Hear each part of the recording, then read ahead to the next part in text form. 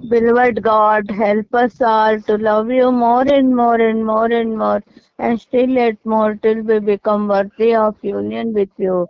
And help us all to hold fast to Baba's daman till we very end. Avatar Meher Baba ki jai. Beloved Avatar Meher Baba ki jai. అవతార్ మెహర్ బాబాకి జై. ఇక మెహర్ బాబా, నీవు ప్రసాదించిన ప్రవచన సారమును గ్రహించవలసిన తీరులో గ్రహించి సదవగాహన చేసుకుని వాటిని మా జీవనములలో ఆపాదించుకొని నిజాయితీ తోడను నిర్మల ప్రేమ తోడను వాటిని ఆచరించులాగా మా అందరినీ ఆశీర్వదించు. అట్టి ఆచరణయుత జీవన శైలిలో జీవించినట్లు మా అందరినీ అనుగ్రహించు. అవతార్ మెహర్ బాబా की जय. అవతార్ మెహర్ బాబా की जय. అవతార్ మెహర్ బాబా की जय. అందరికి జై బాబా.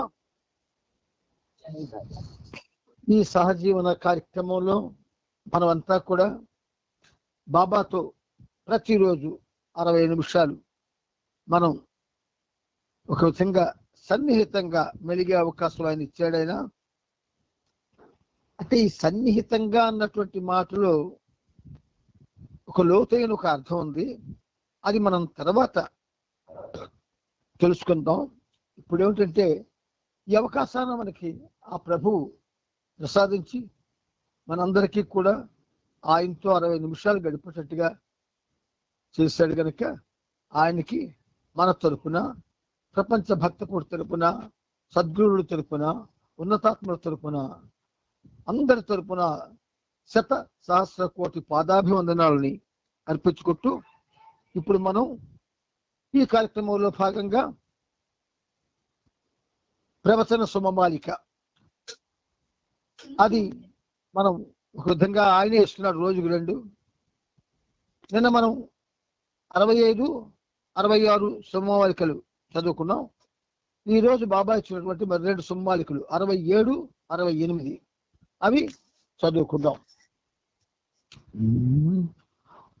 మానవుని చైతన్యము సంస్కారములతో కప్పబడుచు, మానవుని చైతన్యము సంస్కారములతో కప్పబడుచు, సంస్కారములు కోరికలై వ్యక్తమవుతుంటాయి ఎల్లప్పుడూ, సంస్కారములు కోరికలుగా వ్యక్తమవుతుంటాయి ఎల్లప్పుడూ. ఇది 67. 68 చైతన్య పనితీరది కోర్కెలచే పరిమితమైపోవున్నప్పుడు, చైతన్య పనితీరది కోర్కెలచే పరిమితమైపోవున్నప్పుడు, చైతన్య క్షేత్రమంతా సంస్కార వాసనలతో రూపొందును, చైతన్య క్షేత్రమంతా సంస్కార వాసనలతో రూపొందును. చాలా అద్భుతంగా ఆయన మనకి వీటిని తయారు చేసి అందిస్తూ ఉన్నాడు. ఆయన మనలో చైతన్యం ఉంది, మనందరిలో కూడా చైతన్యం ఉంది. ఆ చైతన్యాన్ని వికసించిన చైతన్యం అంటాం. అయితే దాని వికాసం బయటికి కనబడకుండా మరుగున ఉండేటట్టుగా సంస్కారాల పోగులు ఏవైతే మనం సంపాదించుకున్నామో జన్మ జన్మల నుంచి వాటితో కప్పబడిపోతుంది ఆ చైతన్యం. అదే ఏవైతే మన చైతన్యం మీద ముసుగుగా కప్పబడిపోయిన సంస్కారాలు ఉన్నాయో అవే కోరికలుగా మారిపోతాయి. వాటితో మానవుడు తంటాలు పడుతూ ఉంటాడు. ఇది మొదటి సుమమాలిక. రెండవది ఒక పనితీరు ఉన్నది. ఏమిటా పనితీరు? అది చైతన్యం దాని యొక్క చైతన్యంతో ఏకీభవించాలి. చైతన్యం ఏ చైతన్యం అయితే దానిలో నింపబడిందో దాంతో ఒకటి కావాలి. కానీ అది ఏం చేస్తుంది? ఆ చైతన్యం కోరికల వల్ల, కోరికల తపనలు అది పరిమితం అయిపోతుంది. అప్పుడు ఆ చైతన్య క్షేత్రం అంతా కూడా సంస్కార వాసనలతో రూపొందిపోద్ది. ఒక తెల్లని బట్ట ఉందనుకోండి, రంగు నీళ్ళలో పడిస్తాం అనుకోండి, ఏమవుతుంది? ఆ బట్ట అంత తెల్లని దీన్ని స్వచ్ఛమైన తెలుపు బట్ట అనుకోండి, రంగు నీళ్ళలో పడిపోతే ఆ కలర్ వచ్చేస్తుంది. అదేవిధంగా మనలో ఉన్నటువంటి చైతన్యం శుద్ధ చైతన్యం, అది అపురూప చైతన్యం, అది కోరికలు అనేటటువంటి లక్షలాది రంగులతో పూర్తిగా కప్పబడిపోయింది. అందుచేత ఏమైంది? దాని పని ఏదైతే అసలు జరగవలసి ఉందో అది జరగకుండా అది ఆ కోరికల రంగుల నడుమ పూర్తిగా చిక్కుకుపోయింది. ఇది ఈరోజు బాబా మనకి ప్రసాదించినటువంటి 2 సమమాలికలు. మనం ఆయనకి ఏమిచ్చినా రుణం తీర్చుకోవడం, నేను అసలు తీర్చుకోవడం అంటే ఈ పనిముట్టయితే అసలు తీర్చుకోవడం అదు. ఎందుకంటే 68 నుంచి ఏదడిగినా రాయిస్తున్నాడు ఆయన. అందుచేత నేను చాలా ఆయనకి బాకీ పడి, అందుచేత ఏంటంటే మనం ఒక విధంగా భగవంతుడితో మన జీవనం సాగుతూ ఉన్నప్పుడు మనం ఏమిటి పొందాలి, ఏది అనుభవించాలి, ఏ విధంగా ఉండాలి అంటే దానికి ఒక విధంగా ఆయన ఎంత ప్రేమతో అన్ని అందిస్తున్నాడో చూడండి. సరే, ఇప్పుడు మనం ప్రవచనాలు వచనంలోకి వెళ్తున్నాం. 7వ తారీఖుని మనం ఏం చేసామంటే చరమ సత్యంతో ఏకత్వం అనేటటువంటి ఒక పేర చదువుకున్నాం. ఆ తర్వాతి పేర ఆధ్యాత్మికత అంటే జీవితం పట్ల అభ్యుదయాత్మకమైన దృక్పథం. ఆధ్యాత్మికత అంటే జీవితం పట్ల అభ్యుదయాత్మకమైన దృక్పథం. చాలా అంటే ఈ ట్రాన్స్లేషన్ చేసినటువంటి ఆయన కూడా చాలా జాగ్రత్తలు తీసుకున్నాడు ఆయన. కోరికల పరిత్యాగం అంటే విరాగిగా కఠోర సాధనలు చేయడం కానీ లేదా జీవితం ఎడల కేవలం వ్యతిరేక భావం కలిగి ఉండడం కానీ కాదు. విరాగి అంటే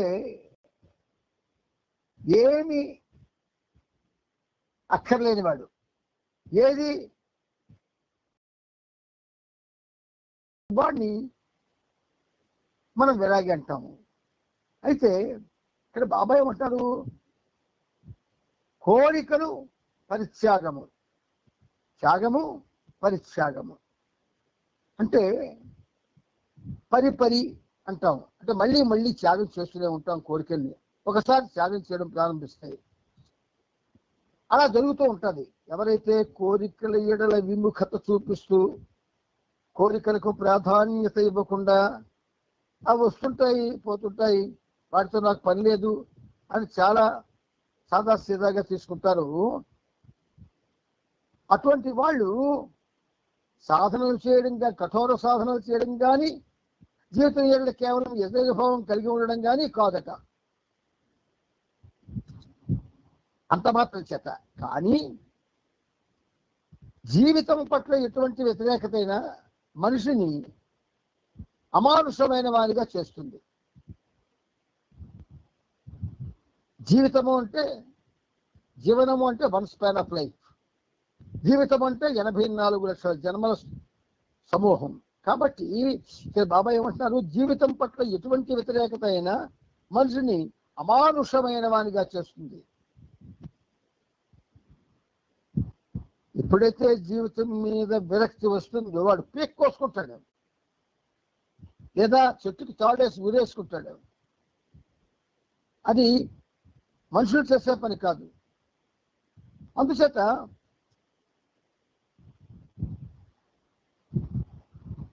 అది కలిగి ఉండడం కాదు అంటారు బాబా. జీవితం పట్ల ఎటువంటి వ్యతిరేకత అయినా మనిషిని అమానుషమైన వానిగా చేస్తుంది అంటూ దివ్యత్వము మానవత్వం లేనిది కాదు. దివ్యత్వం మానవత్వం లేనిది కాదు. అంటే దివ్యత్వము డివినిటీ, అందులో హ్యూమానిటీ ఉంది. ఆ దివ్యత్వంలో మానవత్వం ఉంది. లేకుండా దివ్యత్వం, ఉత్తి దివ్యత్వం గురించి ఎవరు మాట్లాడరు.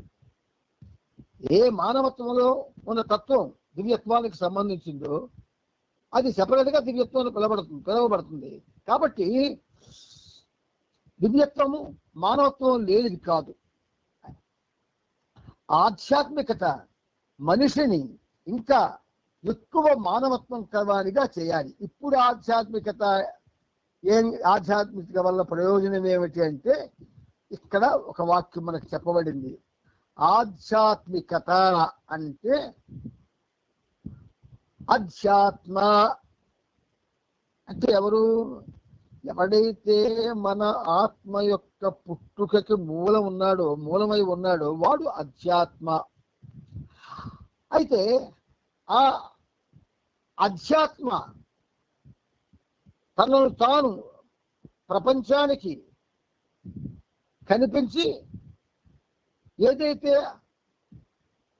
చక్కని విషయాలు ప్రబోధించి మనల్ని నడిపిస్తాడో ఆయన చేత చెప్పబడిందంతా ఆధ్యాత్మికత. అంటే అలవరుచుకోదగినది, అనుసరణీయము అని అర్థం. మరి బాబా అంటున్నారు దివ్యత్వము మానవత్వం లేనిది కాదు. ఆధ్యాత్మికత అటువంటి భావన. అంటే దేవుడున్నాడు కాబట్టి నేను దేవుడు చెప్పినట్టు వింటాను. అవతార పురుషుడు వచ్చాడు కాబట్టి నేను అవతార పురుషుడు చెప్పినట్టు వింటాను అని దేవుడికి అవతార పురుషుడికి ఎవడైతే ప్రాధాన్యత ఇచ్చి జీవనం సాగిస్తాడో వాడు ఇంకా మానవత్వం కదానిగా అయిపోవాలా.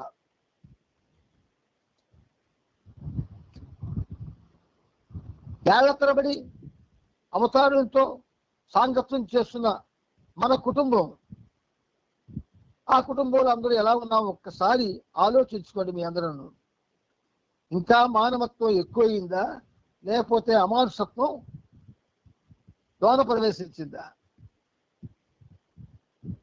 ఆధ్యాత్మికమైనటువంటి బాటలో ఉన్నవాడికి మాటలు తోటాల్లా తగులుతాయి. అందుచేత అది మనిషిలోని మంచిని, ఉదాత్తతను, ఆంతరిక సౌందర్యాన్ని వ్యక్తం చేసే అభ్యుదయాత్మకమైన దృక్పథం అది. ఆధ్యాత్మికత అంటే మంచిని, ఉదాత్తతను, ఆంతరిక సౌందర్యాన్ని. బయటికి కనిపించే కాళ్ళు, చేతులు, ముక్కు, మోక్షం అన్ని మనకి బయటకు కనిపిస్తే అర్థం నిలబడితే చూసుకోవచ్చు. ఇది బాహ్య సౌందర్యం. కానీ లోపల శుద్ధమైనటువంటి ఆత్మ ఉన్నది.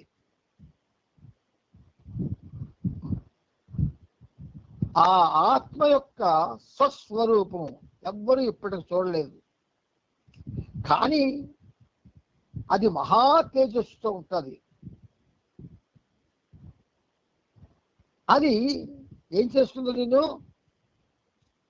ఏమాత్రం నువ్వు అవతారుడికి లేదా భగవంతుడికి ప్రాధాన్యత ఇచ్చి జీవితాన్ని ఆ వైపుకి నువ్వు మలచుకోవడానికి ప్రయత్నం చేస్తావో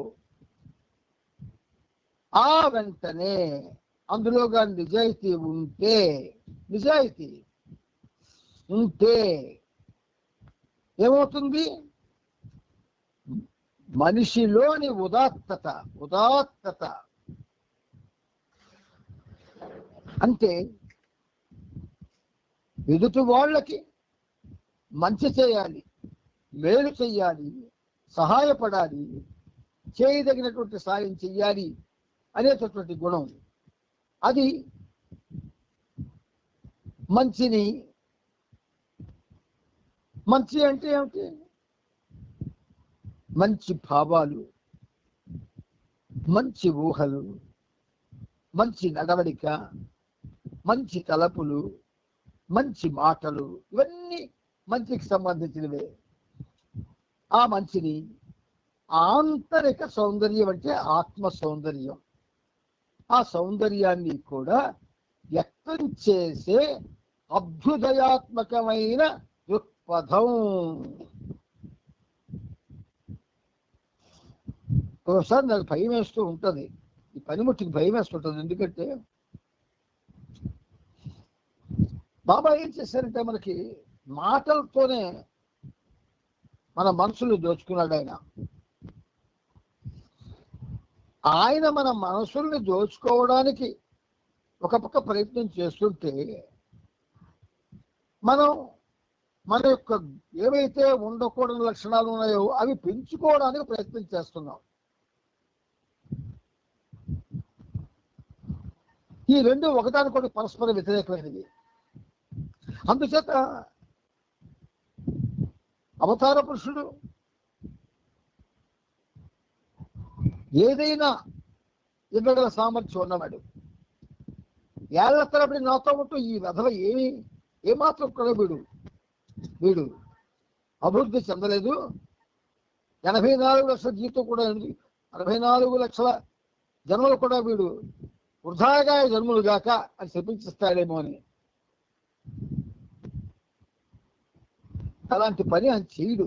కానీ ఆ భయం నాకు ఇస్తూ ఉంటుంది. భగవన్ మార్గంలో ఉంటూ భగవంతుడు భగవంతుడు అంటూ భజనలు చేస్తూ శ్లోకాలు చదువుతూ ఒక పక్కేమో చాలా గొప్పవాడిగా ఫీల్ అవుతూ గర్భిష్టి అయిపోయి అంతా నాటకం ఆడుతూ బూటక బతుకులు బతుకుతూ ఉంటే ఆ శాపం పెట్టాడు ఆయన.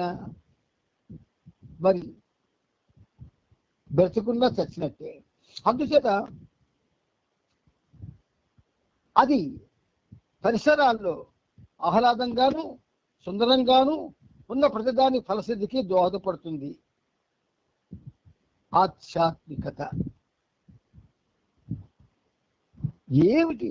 ఇంత అద్భుతమైన విషయాలు వింటూ కూడా మనలో చలనం రాకపోతే మన మనుషులమా మట్టి బిడ్డలమా అని అనుకోవాల్సి వస్తుంది. అందుచేత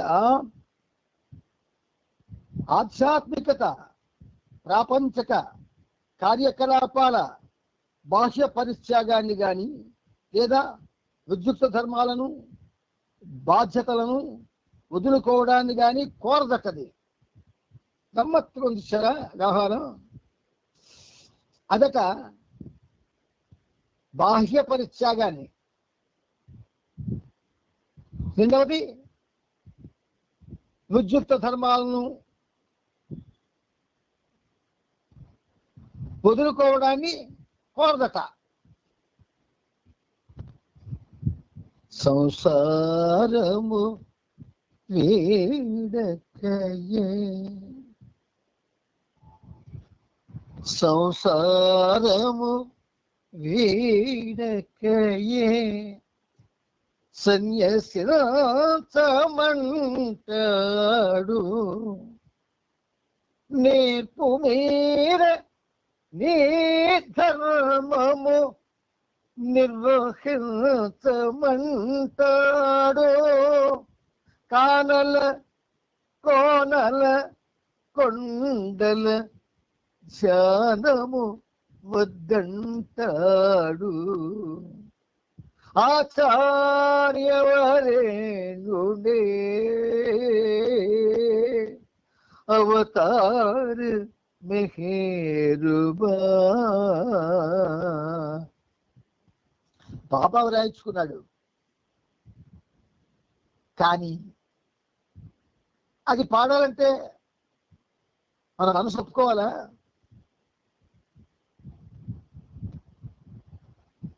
మన భావనలు ఒప్పుకోవాలా? మన పరిస్థితి ఒప్పుకోవాలా? సంసారంలో ఉంటూ దానికి అంటకుండా ఉండడం, సన్యాసం చేయకుండా నీ యొక్క విద్యుత్ ధర్మాలను నువ్వు నిర్వర్తించడం, దేనికి అంటకూడదు. ఆధ్యాత్మిక భావాలు దూరం అవడానికి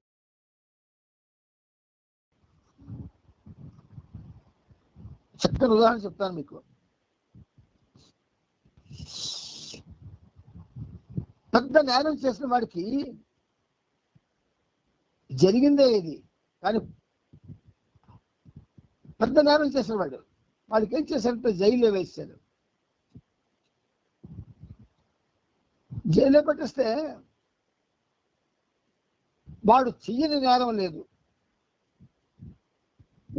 వాడు తీవ్రంగా ఆలోచించాడు ఏం చేస్తే బాగుంటుందని. వాడికి ఒక గమ్మత్తైన ఆలోచన వచ్చింది. ఏమిటి ఆలోచన? ఈ జైల్లోనే నేను తపస్సు చేయడం ప్రారంభిస్తాను, ఏదైతే అవని అని చెప్పి ఆ జైల్లో తపస్సు చేయడం ప్రారంభించాడు. మొదటి రోజు గట్టిగా గసరి కొట్టి లేపి ఆ జైల్లో చేసిన పనులని చేయించారు బలవంతంగా. మళ్ళీ రెండో రోజు అదే పరిస్థితి, మూడో రోజు అదే పరిస్థితి, నాలుగో రోజు అదే పరిస్థితి, ఐదో రోజు అదే పరిస్థితి, ఆరో రోజు అదే పరిస్థితి, ఏడో రోజు ఆ జైలు సూపరింటెండెంట్కి విషయం చెప్పారు. వాడేమో పెద్ద అధికారితో చెప్పాడు. వెంటనే వాళ్ళంతా వచ్చి వీడి పరిస్థితి చూశారు, వీడికి చెదగొట్టారు, రక్తాలు కారుతున్నాయి, కానీ వీడు మళ్ళీ 600 వచ్చి తపస్సులో ఉన్నాడు. అప్పుడు వచ్చిన అధికారి అంటాడు, వీడిని కొడితే మనకు పాపం చుట్టుకుంటుంది, వీడు నిజంగా తపస్సు చేస్తున్నాడేమో, సరే వాడి జోలికి మీరు వెళ్ళకండి, వాడిని అలాగే ఉండబండి అని ఒక తాకీదు ఇచ్చాడు. మరి ఇంకెవరు అవుతారు? పెద్ద అధికారి చెప్తే ఎవరూ వెళ్ళలేదు. కానీ ఆ అధికారికి ఒక ఆలోచన వస్తుంది, వీడు నాటకం ఆడుతున్నాడా లేదు నిజమా అని తెలుసుకుందామని ఒక పెద్ద స్వామి దగ్గరికి, ఇంకో పెద్ద స్వామి ఎక్కడికో ఎత్తి పట్టుకున్నాడు. ఆ స్వామి దగ్గరికి కలిసి విషయం చెప్పి, వాడు నాటకం ఆడుతున్నాడా ఏం చేస్తున్నాడా ఒకసారి మీరు వచ్చి చూసి చెప్పండి అంటే, ఆయన ఇలా కళ్ళు మూసుకొని వాడు నిజంగా తపస్సు చేసుకుంటున్నాడు, మీరు తీసుకున్న నిర్ణయం మంచిది, అలాగే ఉన్నాయండి అన్నారు. వెంటనే ఏం చేశారు, వాడికి ఆ జైలే ఒక అద్భుతమైనటువంటి అన్ని సదుపాయాలు ఉన్నటువంటి ఇల్లుగా తయారు చేశారు. వాడు కావాల్సిందల్లా ఇస్తున్నారు, ఎక్కడికి వెళ్తారంటే కారు అరేంజ్ చేశారు. ఇలాగ వాడిని తయారు చేసేసరికి వాడు ఏం చేశారు తెలిసిన, అంటే ఎవరైతే కపటంగా నాటకాలు ఆడతారో వాళ్ళు కొంతమంది చాలా వాళ్ళలో మహానటులు ఉంటారు. అలాంటి మహానటుడు అన్నమాట వాడు. ఎప్పుడైతే జైలు పెద్ద అధికారి వీడికి అన్ని రకాల సౌకర్యాలు కల్పించి అన్ని రకాల స్వేచ్ఛనిచ్చారో, వాడు ఆ స్వేచ్ఛని ఉపయోగించుకొని ఒక మంచి రోజు చూసుకొని కనిపించకుండా పారిపోతాడు. ఈ కథని మీరు వింటే ఏమనిపించింది మీకు? తపస్సు అనేటటువంటి కపట నాటకం వాడు తన యొక్క శిక్షణ నుంచి శిక్షణ అనుభవించకుండా తప్పించుకున్నాడు, చాలా తెలివైన వాడు అనిపిస్తుందా? లేకపోతే అది నిజం చేసి ఉంటే వాడు లోకానికి ఎంత ఆదర్శప్రాయుడై ఉండేవాడు.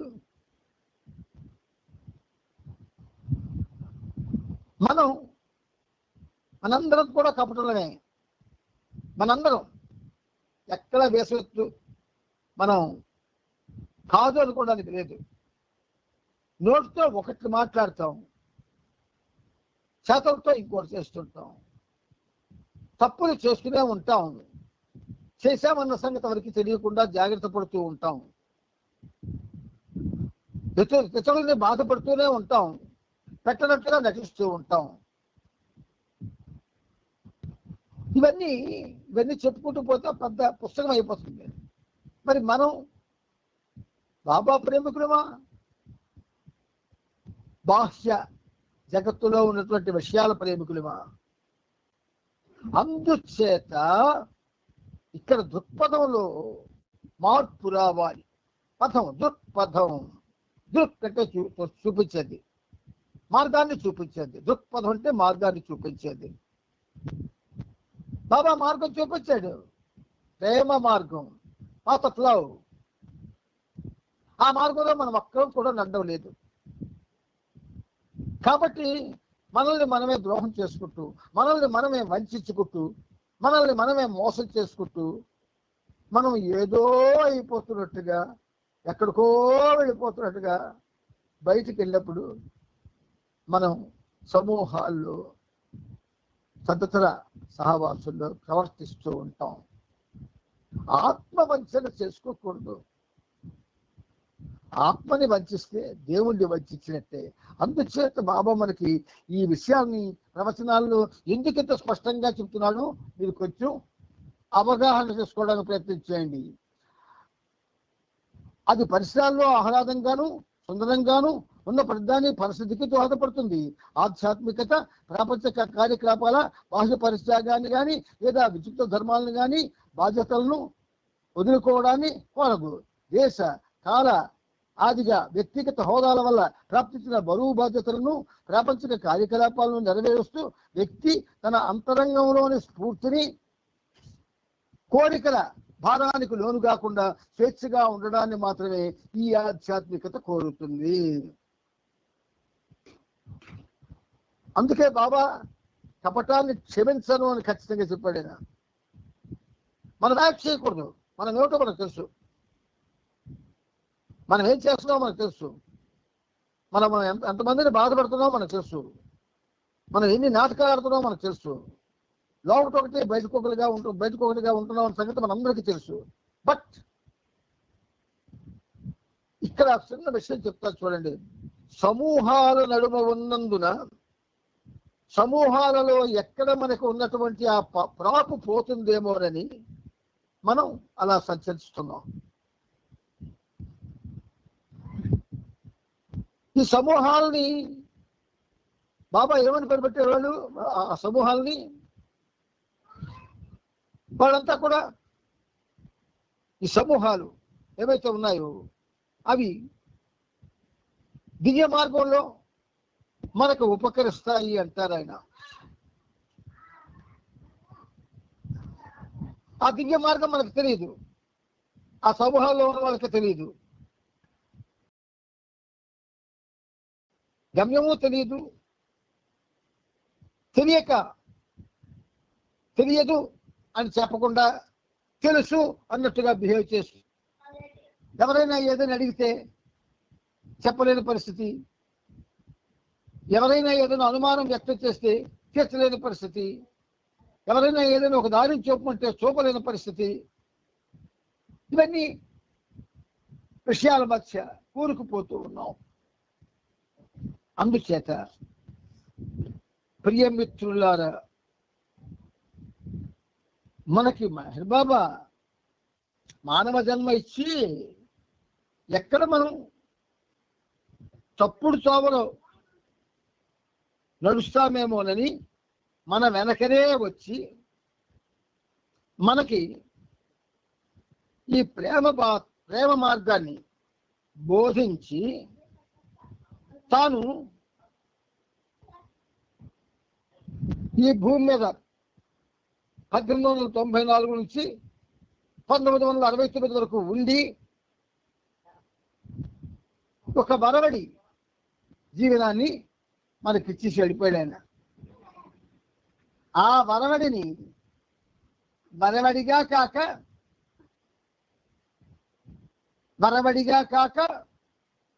వడివడిగా దాన్ని రూపును మార్చి మన నడవడికి అనుకూలంగా మార్చుకున్నాం మనందరం.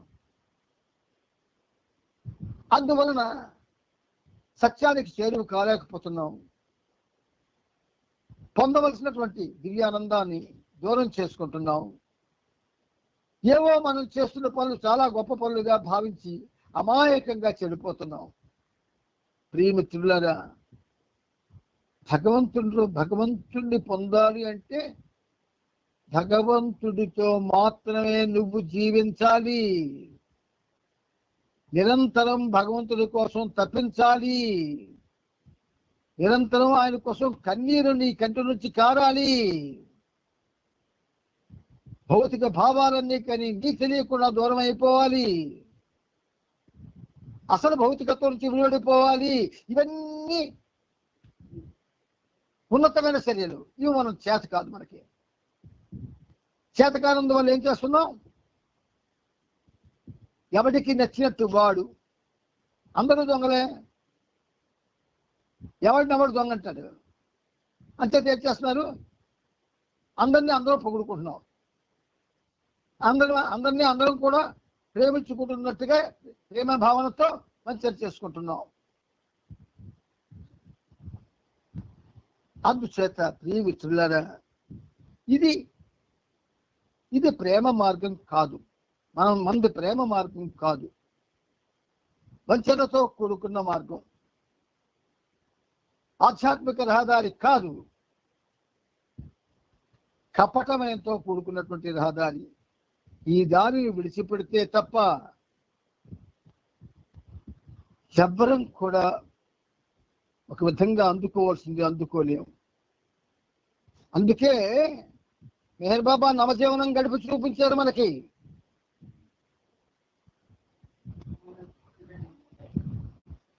అక్టోబర్ ప్రారంభించిన ఆ నవజీవనం 1949వ సంవత్సరంలో అది ఆధ్యాత్మిక పురోగతి క్రమంలో మానవుల్ని నడిపించే బాట.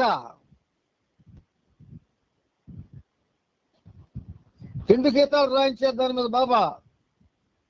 నవజీవనం రోజులు పాడుకుంటారు, సెల్లులో పెట్టుకుంటారు. కానీ ఒకసారి నవజీవనం అంటే ఏమిటో అవగాహన చేసుకోవడానికి ఆ నవజీవనపు బాటే బాబా చూపించిన ప్రేమ బాట, ఇంకేదో కాదు.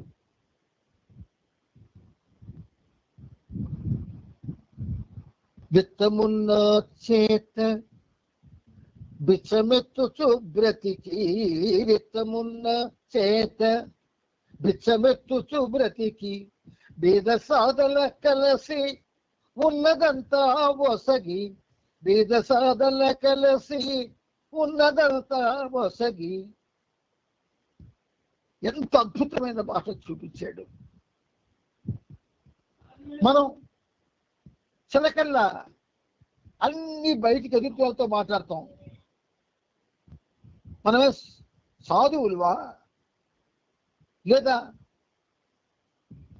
గురువులువా? ఏది కాదు. మనం ఎందుకు అందరికీ చెప్పడానికి ప్రయత్నించి మనం ఫెయిల్ అయిపోతున్నాం? ఎందుకు మనం మంచి చేసుకోవాలి? ఒక్కటైనా ఆచరించి చూపిద్దాం. అదృశ్య మిత్రులారా, ఈ మాటలు ఆయనవి, ఈ పనిముట్టివి కావు. అందుచేత మీతో ఒకడిగా, మీలో ఒకడిగా, మీతో పంచుకుంటున్నటువంటి ఈ సహజీవనంలో కొంచెమైనా మనం నిజాయితీ,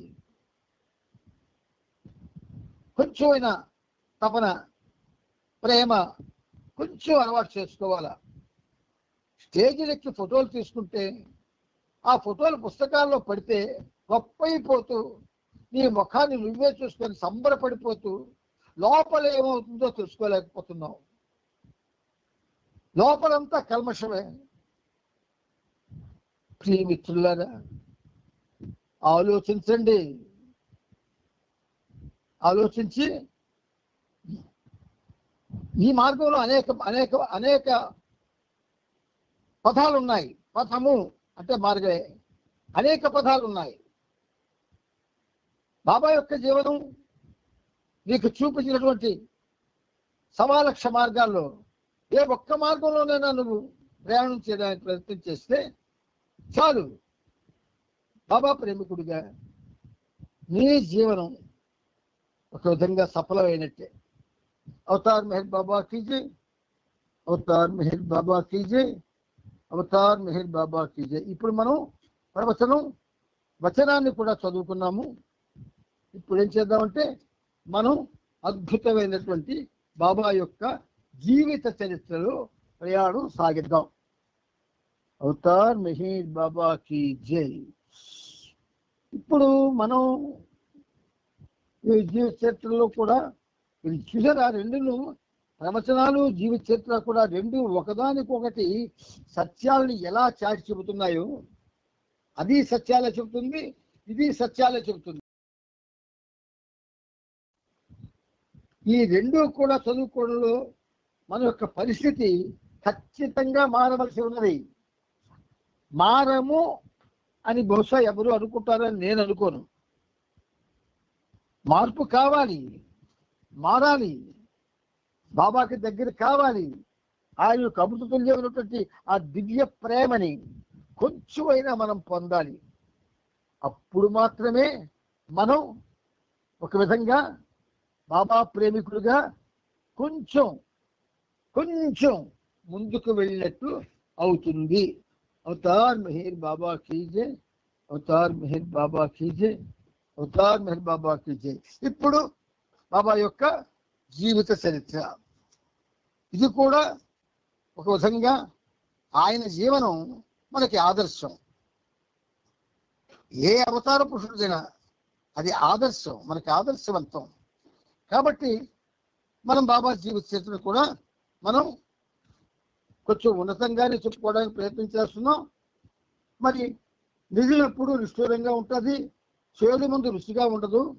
కాబట్టి ప్రియమిత్రులారా, కొంచెం ఈ విషయాలని ఏటి రోజు ఇలాంటి విషయాలు వింటున్నాం అని అనుకోకుండా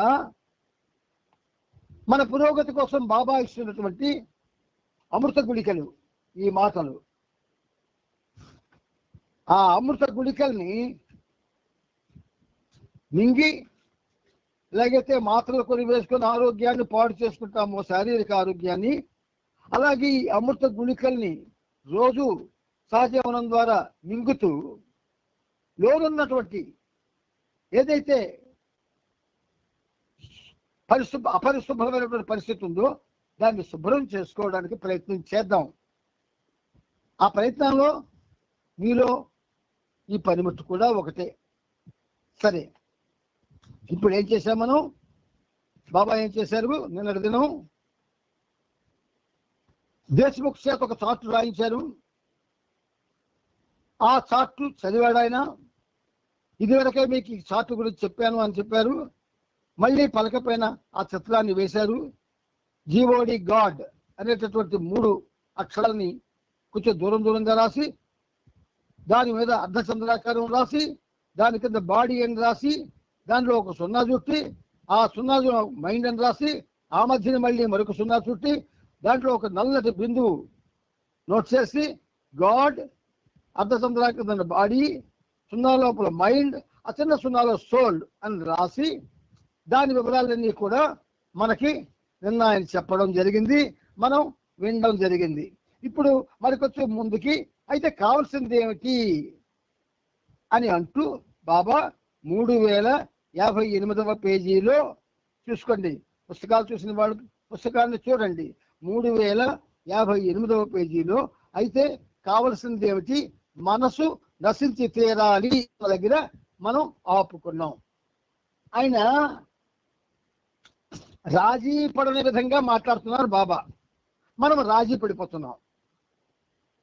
మనసు నశించి తీరాలి అని ఆయన అంటున్నాడు, మనం దాన్ని పట్టించుకోం. అది నాశనం అయిపోతాలాగా.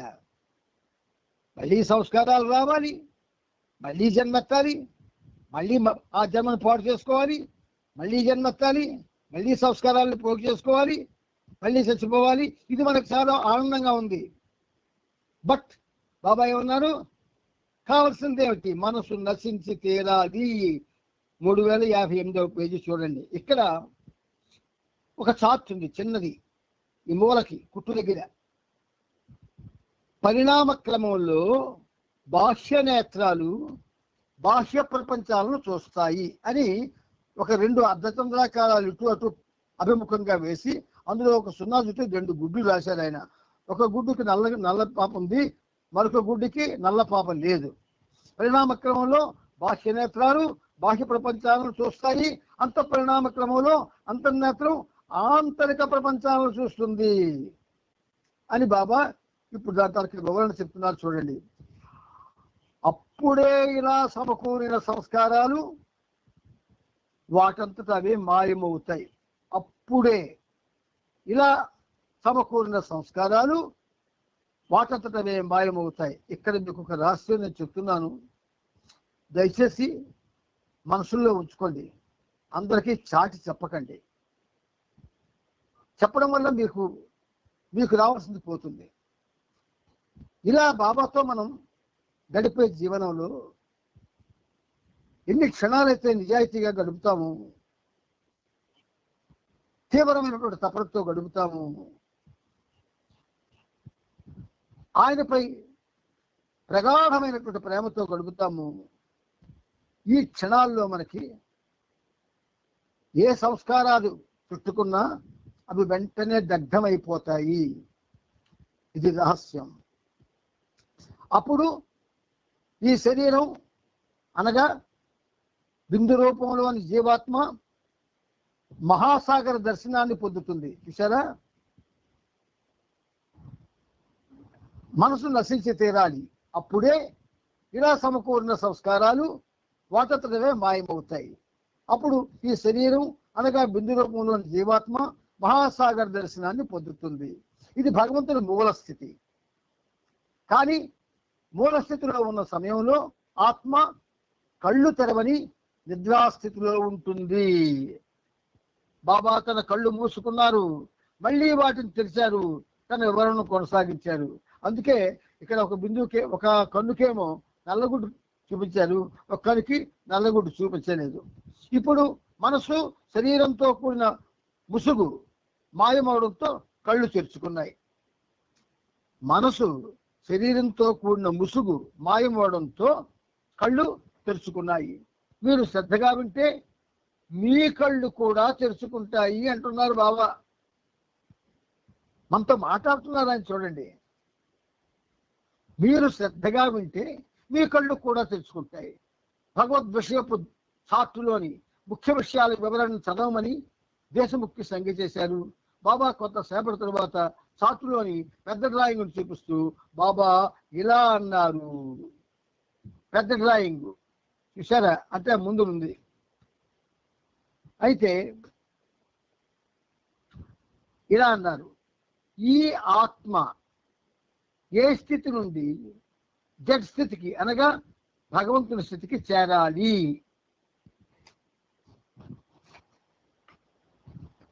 అంటే ఇందులో మనకి ఇచ్చినటువంటి ఈ 2 చార్టులు కాక మరో చార్టు ఉన్నది.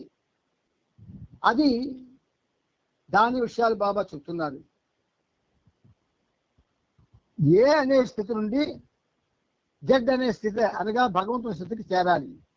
యథార్థంగా ఈ 2 ఒకటే, ఏకైకుడైన ఆ భగవంతుడే. కానీ ఏ అను ఆత్మ జడ్ అయ్యేందుకు పరిణామం, పునర్జన్మ, సాక్షాత్కారం అను వాటి గుండా ప్రయాణం చేయాలి. ఏ అండ్ జడ్ 2 కూడా ఒకటే. కానీ ఏ స్థితి నుండి జడ్ స్థితి అంటే భగవత్ స్థితి అక్కడికి చేరవలసి ఉన్నది. అది ఇది కలర్ చార్ట్. ఇది మనకి అదేమిటా పుస్తకాలంటే భగవద్వచనంలో ఉంది చార్టు. ఈ ఆత్మ ఏ స్థితి నుండి జస్థితి అనగా భగవంతు స్థితికి చేరాలి. యథార్థంగా ఇవి 2 ఒకటే, ఏకైకుడైన భగవంతుడే. కానీ ఏ అను ఆత్మ జడ్ అయ్యేందుకు పరిణామం, పునర్జన్మ ప్రక్రియ, సాక్షాత్కారం అనువాటి గుండా ప్రయాణం చేయాలి. ప్రయాణం ఎలా సాగుతుంది? ఏలో ఉన్నటువంటి ఆత్మ ఏమంటున్నారు బాబా? నీలం చూడండి అంటే బాబా గాడ్ స్పిరిట్స్ చార్ట్ తీస్తే బాగున్నాను. సరే మరి మనం యాక్చువల్గా నేను చదవను కదా, మీతో పాటే నేను చదువుతుంటాను. ముందుగా చదివితే గొప్ప నేను సేకరించుకున్నాను, కానీ ముందుగా చదవలేదు కాబట్టి ఈ చార్ట్ గురించి రేపు నేను తీసి, ఎందుకంటే ముందుగుండా చదవను, నేను మీతో ఒకనే కాబట్టి, మీలో ఒకనే కాబట్టి బాబాకి ఎప్పుడైతే మనం 9 అన్నామో ఒక్క నిమిషం ముందు నేను ప్రిపేర్ అవుతాను అంతే. ఆ నిమిషం ప్రిపరేషన్ దేనికంటే మీకు ఈ 2 రాయాలి కదా ప్రతిరోజు కూడా. ఆ 2 రాయడం కోసమని ఒక 2 నిమిషాల ముందు బాబా దగ్గర కూర్చుంటాను. మరి ఆ తర్వాత నేను కొత్త కాబట్టి ఇది నేను ప్రిపేర్ అయ్యే పరిస్థితి నాకు ఉండదు ఎక్కడ కూడాను. అప్పటికప్పుడు చదవడం, అప్పటికప్పుడు చెప్పడమే. కాబట్టి ఏమిటన్నమాట, ఇప్పుడు మనకి ఈ చార్ట్ ఏదైతే ఉందో, ఏ స్థితి నుంచి జడ్ స్థితి వరకు భగవంతుడు చేరాలి అని ఉందో, అది మనం రేపు డిస్కస్ చేసుకుందాం. ఒకవేళ అది ఇప్పుడు నేను చదివినప్పుడే అంటే మన ఈ సహజీవన కార్యక్రమం అయిపోయిన తర్వాత కొంచెం ఏదో ఆహారం తీసుకొని కూర్చుంటాను. అది మీకు రేపటి కోసం ప్రిపేర్ అవ్వాలి అనుకుంటున్నాను. మరి బాబా ఏం చేస్తాడో తెలియదు. అయితే ఇప్పుడు చదివి చెప్తాను చూడండి. ఇప్పుడు ఈ ఆత్మ ఏదైతే ఉన్నదో అది ఏ స్థితి నుండి జడ స్థితి వరకు ప్రయాణం చేసి భగవంతు స్థితికి చేరుతుంది. అయితే ఈ 2 ఒకటే, ఏకైకుడిన ఆ భగవంతుడే 2 పాత్రలు పోషిస్తున్నాడు. ఆ ఏను ఆత్మ జడ్ అయ్యేందుకు, అంటే భగవంతుడు అయ్యేందుకు ఏం చేయాలా? పరిణామం, పునర్జన్మ ప్రక్రియ, సాక్షాత్కారం అనువాటి గుండా ప్రయాణించాలి. ఇదే గాడ్ స్పిరిట్స్ అని చెప్పాడు. పరిణామం, పునర్జన్మ, వ్యావర్తనం. అందుచేత ఇప్పుడు ఆ చార్టులో ఏమి చూపించబడింది? దానిలో సంస్కారాన్ని ఎరుపు రంగులోను, చైతన్యాన్ని నీలి రంగులోను చూపించబడ్డాయి. ఆత్మను ప్రాతినిధ్యం వహిస్తుంది. ఏ నుండి జడ్ వరకు ఎరుపు నీలం రంగుల గురించి నీకేం కనిపిస్తుంది? ఎరుపు నీలం క్రమక్రమంగా మానవ రూపం వరకు పెరుగుతూ వచ్చాయి, ఇక పరిణామ క్రమాన్ని చూపించాయి. కానీ సాక్షాత్కార ప్రక్రియలో ఏం చేస్తున్నావు? ఎరుపు క్రమంగా తగ్గిపోయి నీలం అలాగే ఉంటుంది. జడ్ స్థితిలో ఎరుపు పూర్తిగా మాయమై కేవలం నీలం మాత్రమే మిగిలి ఉంటుంది. అంటే మానవ రూపం దాల్చే వరకు పరిణామ పునర్జన్మ ప్రక్రియల్లో సంస్కారాలు వృద్ధి చెందుతూ వాటితో పాటు చైతన్యం కూడా వికసిస్తుంది. మరి సాక్షాత్కార ప్రక్రియలో సంస్కారాలు క్రమంగా తగ్గుతూ చివరికి కేవలం చైతన్యం మాత్రమే మిగులుతుంది. మరోసారి చాటు చూపిస్తూ బాబా ఇలా కొనసాగించారు. సంస్కారాలు చుట్టుకోవడాన్ని ఇలా చూపించడం జరుగుతుంది. ఇలా వేస్తారు సున్నాలో ఒక రింగ్ లాగా. సంస్కారాలు చుట్టుకోవడాన్ని ఇలా చూపించడం జరుగుతుంది. సంస్కారాలు దారపుకున ఇక్కడ మొదలవుతుంది.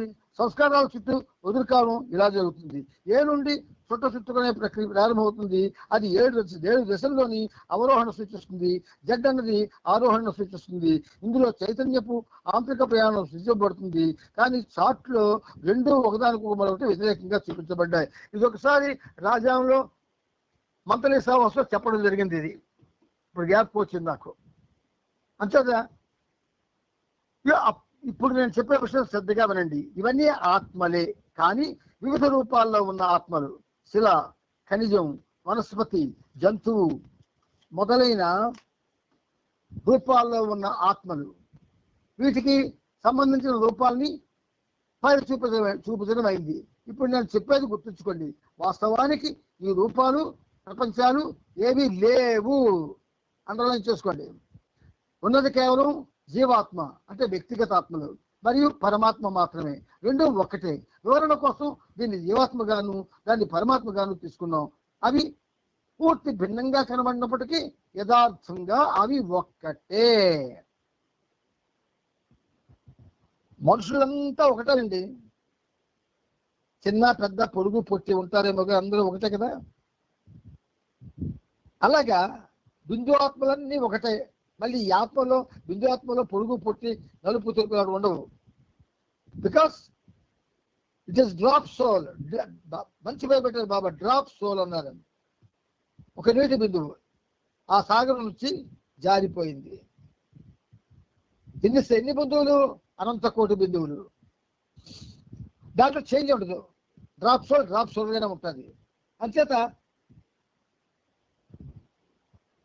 రెండో ఒక్కటే. వివరణ కోసం దీన్ని జీవాత్మగాను దాన్ని పరమాత్మగాను తీసుకున్నాం. అవి పూర్తి భిన్నంగా కనబడినప్పటికీ యథార్థంగా అవి ఒక్కటే. బాబా చెబుతున్న విషయంలో గాడేకర్ పూర్తిగా మునిగిపోయాడు. గని అతడు చూసి నవ్వుతున్నాడు. అప్పుడు బాబా ఇలా అన్నారు, అలాగే ఉండాలి. ఇదంతా మనం చిరునవ్వు నవ్వుతూ తెలుసుకోవాలి. అలా కాకపోతే విసుగు పడుతుంది. ఎప్పుడూ చిరునవ్వుతూ ఉండాలి. మనం అది అలవాటు చేసుకోవాలి. నచ్చిన మాటైనా నచ్చని మాటైనా, ఇష్టపడిన మాటైనా ఇష్టపడని మాటైనా, సత్యమైనా అసత్యమైనా దాన్ని మనం స్వీకరించడంలోని పూర్తిగా సంతోషంగా స్వీకరిస్తేనే దాని తాలూకా అందులో ఉన్నటువంటి సారం మనం తెలుసుకోవడానికి అవకాశం వస్తుంది. ఇదంతా మనం చిరునవ్వుతో నవ్వుతూ తెలుసుకోవాలి. అలా కాకపోతే విసుగు పుడుతుంది. ఈ చాటు నుండి మీరు దేనిని తెలుసుకునే ప్రయత్నం చేయాలి. మొదట మీరు శ్రద్ధగా వినాలి. ఇది చాలా సులువు. ఇది మహాసాగరం అనగా పరమాత్మ అనుకుందాం. Just imagine your self. మీ కళ్ళ ముందు ఇలా చూడండి శూన్యంలోకి. ఆ శూన్యంలోకి చూసి అది మహాసాగరం అనుకోండి, పరమాత్మ అనుకుందాం. మనమంతా అందులోని పరమాణువులు. మీరు ఇలా కళ్ళులోకెత్తి ఎదురుగుండా సూర్యాన్ని చూస్తూ ఉంటే అది మహాసాగరం అయితే దాని నిండా మనమే ఉన్నాం, పరమాణువులు. మన శరీరాలు అందులోని బుడగలు. మహాసాగరంలో ఎన్ని బుడగలు ఉంటాయో మనకేం తెలుసును, కానీ ఆ బుడగలందరం కూడా మనమే. అనంతమైన బిందువులు ఉన్నాయి, లెక్కించడానికి అవదు. ఒక్క బిందువైన సింధువు కన్నా భిన్నంగా ఉందా? లేదు. కానీ సాధారణమైన మహాసముద్రంలో బుడగలు పైనే కనిపిస్తాయి. పరమాత్మ అనే ఈ మహాసాగరంలో మాత్రం అవి బయటకు కనిపించు. బుద్భుదాలు అందులో ఉన్నాయి, కానీ అవి సాగర గర్భంలో ఉన్నాయి. మహాసముద్రం దగ్గరికి వెళితే మీ అందరికీ తెలుసును, సముద్రం దగ్గరికి వెళ్తే మీకు ఈ ముందుకే ఎలలు బుడగలు ఇవన్నీ కనబడతాయి. కొంత దూరం వెళ్ళిపోయిన తర్వాత స్టిల్నెస్ వస్తుంది వాటర్లో. అక్కడ మరి బుడగలు ఉండవు, కథలు ఉండవు, ఏముండవు, స్టిల్ వాటర్ అన్నమాట. అంచేత అక్కడ ఏమవుతుంది, సాగర గర్భం అది, అందులో ఉంటాయి అవి.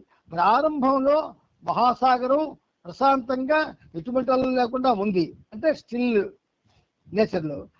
గాలి వలె కదలిక లహర్ అంటే ప్రథమ లీలాస్పందనం వల్ల బుద్భుదాలు ఉత్పన్నమయ్యాయి. నీకు వాయువే కేవలం నీటిని ఒక్క ఒత్తిడితో తోసి ఆ తోపు వల్ల దానిలో అలలు వచ్చినట్టు చేసి ఆ అలల నుంచి బుడగలు వచ్చేటట్టు చేస్తుంది. కానీ పరమాత్మ అనే ఈ మహాసాగరంలో ఆ లహర్ మరియు ఆ స్పందన రెండు సాగరంలోనే అంతర్భూతమై ఉన్నవి. అంతా సాగరమే. అందులోంచి అలలు, అందులోనే బుడగలు, నీటి బుడగలు, అవే పేలిపోయే వల్ల అందులో కలిసిపోవడం. అందువల్ల వాటి కదలికలు ఎటువంటి అలలను సృష్టించలేవు, అంతర్భూతమై ఉన్నాయి అవన్నీ. అందువల్లనే బయట ఉపరితలం పైన ఎటువంటి కదలిక కనబడదు. ఈ అంశాన్ని మీ మనసుల్లో స్పష్టంగా పదిలపరుచుకోండి. అఫ్ కోర్స్ మెహర్ బాబా మన మీద ప్రేమ చేత చాలా నిగూఢమైన విషయాల్ని చాలా తేలిగ్గా మనకి మనతో ప్రస్తావించారు ఆయన. చాలా తేలిగ్గా బిందు ఆత్మ సర్వాత్మ రెండు ఉన్నాయండి. బిందు ఆత్మ సర్వాత్మ. సర్వాత్మ అంటే కంటికి కనిపించినటువంటిది, సర్వత్రా నిండి ఉన్నది సర్వాత్మ. బిందు ఆత్మ అంటే కంటికి కనబడుతుంది, దాని ఆ గమనం కూడా తెలుస్తుంది. అంతే తేడా. మనం ఎవరి భాగాన్ని? ఆ మహాసాగరంలో ఉన్నటువంటి అనంత కోటి భాగాల్ని. అన్ని బిందువులే, బిందువాత్మలే. కాబట్టి బాబా అంటున్నారు, ప్రారంభంలో మహాసాగరం ప్రశాంతంగా ఎటువంటి అలలు లేకుండా ఉంది. గాలి వలె కదిలిన లహర్ ప్రథమ లీలా స్పందనం వల్ల బుద్బుదాలు ఉత్పన్నమయ్యేవి. కానీ పరమాత్మ అనే ఈ మహాసాగరంలో ఆ లహర్ మరియు ఆ స్పందన రెండు సాగరంలోనే అంతర్భూతమై ఉన్నవి. అందుకే సాగరం ఓషన్ ఆఫ్ లవ్ అన్నాడు ఆయన. I'm the ocean of love, I'm the ocean of love. ఆ సముద్రం అంతా ప్రేమే, ప్రేమ సముద్రం. ఉప్పు సముద్రం అంటాం కాదు, ప్రేమ సముద్రం. అందుచేత వాటి కదలికలు ఎటువంటి అలలను సృష్టించలేవు. అందువలనే బయట ఉపరితలం పైన ఎటువంటి కదలిక కనబడదు. ఈ అంశాన్ని మీ మనసుల్లో స్పష్టంగా వదిలిపరచుకోండి. ఎంత ప్రేమమేడు చూడండి. స్పష్టంగా గ్రహించవలసిన ముఖ్యమైన అంశం మరొకటి ఉంది. కొంత కష్టమే అయినా దాన్ని సరిగ్గా గ్రహించాలంటే ప్రతి విషయం విశదమవుతుంది. సంస్కారాలు వృద్ధి పొందుతూ చుట్టలు చుట్టుకోవడం. చుట్టలు అంటే మన పొగాకు చుట్టలు కష్టమండి, సంస్కారాల చుట్టలు. చూసారా మీరు? కరెంటు తీగలు చుడతారు, పెద్ద పెద్ద కేబుల్స్ తెస్తారు. అదొక పెద్ద చెక్క ఉండకి చుక్కబడి ఉంటాయి. కానీ అది కానీ ఆ చివరిని ముడిపోతే ఒకసారి ముడిపోద్ది, అన్ని సున్నాలు వచ్చేస్తాయి. అంచేత చుట్టలు చుట్టుకోవడం మరియు అనేక సంస్కారాలు క్రమంగా తగ్గుతూ వదులుకోవడానికి సంబంధించిన విషయం ఇది. చార్టులో ఆత్మ తన ప్రయాణాన్ని ఏ నుండి జడ్ వరకు కొనసాగించినప్పుడు 7 మెలికలు ఏర్పడినట్టు చూపించడం దీని గురించే. బాబా తన వైపు చూపిస్తూ ఎలా అన్నారు, ఈ శరీరాన్ని ఆత్మగా అనుకోండి. ఇప్పుడు మీ ఎవరి శరీరాన్ని వాళ్ళు అనుకోండి. శరీరాన్ని ఆత్మగా అనుకోండి. వాస్తవంలో ఇది నిజం కాదు కదా. శరీరం ఆత్మ కాదు కదా. శరీరం ఆత్మ కాదు కాబట్టి కేవలం వివరణ కోసమే ఇలా అనుకోండి. శరీరాన్ని ఆత్మ అనుకోండి. ప్రారంభంలో చైతన్యం అంటే కళ్ళు తెరవడం లాంటిది. శరీరాన్ని ఆత్మ అనుకుంటే చైతన్యం అంటే కళ్ళు మూసున్న కళ్ళును తెరవడం లాంటిది. బాబా 2 కళ్ళు మూసుకొని మెల్లిగా తెరిచారు. చేశారు అక్కడ బాబా ప్రాక్టికల్ గా 2 కళ్ళు మూసి తెరిచారు. ప్రారంభంలో ఆత్మ ఉంది కానీ కళ్ళు మూసి ఉన్నాయి. అందువల్ల నన్ను చూడలేని స్థితిలో ఉన్నాను. ఇప్పుడు ఏం జరిగింది? నన్ను నేను చూడాలని స్పందనాలు అంతవరకు గుప్తంగా ఉండి హఠాత్తుగా దానికి లహర్ లేక కదలికి సంబంధించింది. ఉదాహరణకు జ్ఞానంలో అజ్ఞానం గుప్తంగా ఉంది, అనంతంలో పరిమితం గుప్తంగా ఉంది. మనం ఊహించుకోగల భగవంతుని వ్యతిరేకతలన్నీ భగవంతునిలో గుప్తంగా ఉన్నాయి. భగవంతునికి స్వయంగా వ్యతిరేకి భగవంతుడే కదా. ఎందుకంటే భగవంతుడు మినహా ఏది లేదు కనుక. అంతేత భగవంతునిలో తెలియని స్థితిలో, నాట్ నోయింగ్ స్టేట్ లో దానికి వ్యతిరేక స్థితి అనగా తనను తాను తెలుసుకోవాలనే అంతఃస్పందన గుప్తంగా ఉంది.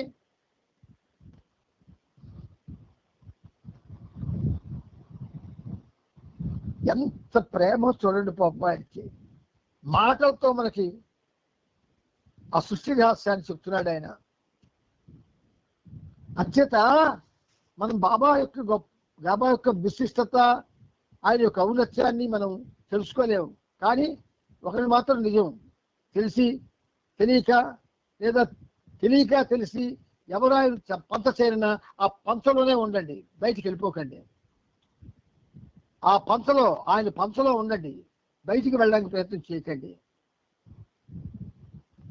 అక్కడే ఖచ్చితంగా ఆయన మనల్ని సాకుతాడు, మన యథార్థ స్థితికి తీసుకువెళ్ళి దాన్ని అనుభవించేటట్టు చేస్తాడు. అందువల్ల మొదటి లహర్ వల్ల అంటే మొదటి కదలికతో కళ్ళు కొద్దిగా తెరుచుకున్నాయి. సహజంగా తనకు ఎదురుగా ఉన్న వస్తువుపైనే కళ్ళ యొక్క దృష్టి పడుతుంది. కొంతసేపు అవి కాంతి చూస్తాయి. తెరచి ఉన్న కళ్ళతో ఆత్మ ఆ వెలుగును తదేకంగా చూసి అలసిపోవడంతో తన శరీరానికి మెలిక సంప్రాప్తం అవుతుంది. ప్రారంభంలో కొద్దిగా తెరిచి ఉన్న కళ్ళు ఆ మెలికతో మరికొత్తు తెరుచుకోవడం సంభవించి మునుపటి కన్నా మరింత అధికంగా చూడగలుగుతుంది. ఆ విధంగా పరిణామ క్రమంలో శిలారూపం నుండి మానవ రూపం వరకు ఒకటి తర్వాత మరొకటి మెలికలు పెరుగుతున్న కొలది కళ్ళు మరింత విశాలంగా తెచ్చుకుంటూ ఇంకా విస్తృతంగా వీక్షిస్తూ చివరికి ఆత్మ మానవ రూపం అనే పెద్ద మెలికను పొందుతుంది. దీంతో కళ్ళు పూర్తిగా తెరుచుకుంటాయి. ఆకాశాన్ని, నక్షత్రాలని, దృశ్య ప్రపంచాన్ని ఇంకా ఎత్తమైన నింటిలో ఆ కళ్ళు వీక్షిస్తాయి. ఇదంతా అవరోహణ, డిసెంట్ క్రమంలో సంభవిస్తుంది. ఒక స్మృతి దాన్ని దేంతో పటకర్తో పట్టుకొని ఉంటే స్ప్రింగ్ కనిపిస్తుంది. కానీ ఎప్పుడైతే పటకర్త చేస్తామో ఒక్కసారి స్ప్రింగ్ ఇటు అటు వేస్ట్ అయిపోతుంది. ఇది డిసెంటింగ్ అంటే అభివృద్ధి క్రమం కాబట్టి శిరోభివృద్ధి అంటారు దీన్ని. అప్పుడు ఏం జరిగింది? రూపం పొందాక ఆత్మ తన 84 లక్షల పునర్జన్మ ప్రక్రియలో సర్వ ప్రపంచాన్ని ఇక్కడ అక్కడ అంతటా వీక్షించడం కొనసాగిస్తుంది. దీనికి పూర్తి వ్యతిరేకమైన సాక్షాత్కారం అంటే రియలైజేషన్ ప్రక్రియలో కొత్తగా మరొక 7 మెలికలు సంభవించాక నేత్రాలు వివేకాంతికి విభ్రాంతి చెందుతాయి. అప్పుడు అవి అధోముఖంగా తను తాను చూస్తూ మొదట కాళ్ళను అలా కొనసాగించి చివరికి తనను తాను చూడడం అనేది ఆరోహణ అంటే అసెండింగ్ క్రమంలో సంభవిస్తుంది. Descending, ascending.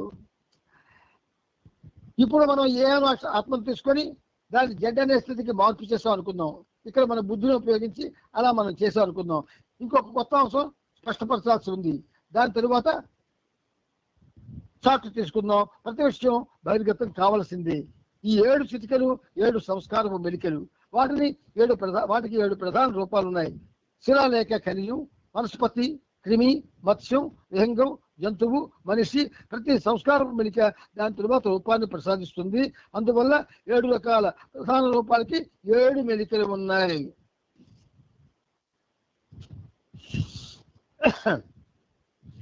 అలాగే శిలారూపానికి ముందు 6 విధాలైన రూపాలు ఉన్నాయి.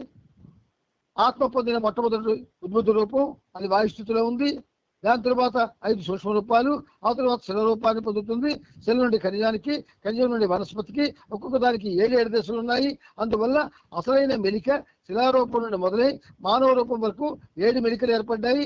మానవ రూపం వరకు ఉన్న ప్రధాన రూపాల్లో ప్రతి రూపానికి 14 లక్షల సంతతులు ఉన్నాయి. అంటే 6 విధాల రూపాల్లో మానవ రూపం మినహా 6 × 14 లక్షలు = 84 లక్షలు సంతతులు. అనగా 84 లక్షల బంధనాలు ఉన్నాయి. అనగా మొత్తం 84 లక్షల బంధనాలు 7 విధాల మెలికలు తిరిగి ఉన్నాయి. ప్రతి 7వ రూపం తర్వాత ఒక మెలిక ఏర్పడుతుంది. కొంచెం గాడ్ స్పీక్స్ బాబా మనకి అవగాహనకు వచ్చేటట్టు చేయడానికి పాపం ఆయన తాపత్రయపడుతున్నారు. అయితే అందరిలో కూడా గాడ్ స్పీక్స్ ఉంది. ఆ గాడ్ స్పీక్స్ షార్ట్ ని మనం చూస్తూ చెప్పుకుంటే ఇంకా బాగా అర్థమవుతుంది. మరి చూస్తూ చెప్పుకోవడానికి మనకేమీ అవకాశం లేదు. మీ అందరూ కూడా నేను రేపు మీకు అది ఏ పేజీలో ఉందో చూపిస్తే చెప్తాను మీకు. లేదు మీరు ఎవరైనా కొంచెం ఓపికతో చూసి రెడీ చేసి ఉంచుకోండి. పెద్ద అర్థం కానంత పరిస్థితి ఇందులో ఏమీ లేదు. మీకు ఒక సులువైన మార్గం మీకు చెప్తాను. మనం ఆట ఆడుకోవచ్చు. ప్లాస్టిక్ ఉంటాయి, పిల్లలు ఆడుకుంటారు. అందులో గుళ్ళు ఉంటాయి. ఈ గుళ్ళన్నీ ఏం చేస్తారు? మొదట ఆ మీదకి తీసుకొచ్చేస్తారు, అంటే అంచు దగ్గరికి. అక్కడి నుంచి గుళ్ళన్నీ మధ్యకి ఉన్న సున్నాలోకి చేర్చాలి. అది ఆట ఆడతాం. బహుశా మీ అందరూ ఆడే ఉంటారు. ఆ గుండుకి ప్రతి అంచుకి ప్రతి లోపల అన్ని వృత్తాలకు కూడా చిన్న చిన్న వేసి ఉంటాయి. ఆ వేస్ ద్వారా ఈ గుళ్ళుని, చిన్న సైకిల్ గుళ్ళు, అలాంటి గుళ్ళుని జాగ్రత్తగా నొప్పుకుంటూ మనం మధ్యకు వచ్చేయాలి. సేమ్ ఇదే మనకి బాబా మెలికలుగా చెప్పి మనకు చెప్పారన్నమాట. అందుచేత ఇక్కడ బాబా అంటున్నారు, అంటే ఇది సబ్జెక్టు మన కోసమే మాత్రమే, ప్రపంచానికి బోధించడం కోసం కాదు.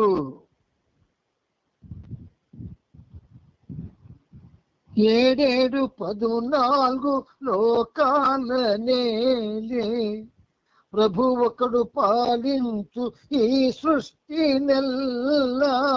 ఏడేడు 14 లోకాలనే ప్రభు ఒకడు పాలించు ఈ సృష్టి నెల్ల. వాని కృపలేక నిన్ను నీవు తెలియ తరమా స్థిరమా తేరుము త్వరగా అని రాయించాడు.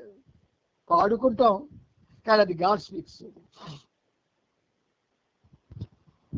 ఏ పాటలో కూడా ఉన్నటువంటి భావంలోకి వెళ్ళం మనం. పాడాలి, పాడేశాం, చప్పట్లు కొట్టారు, సంతోషించాం.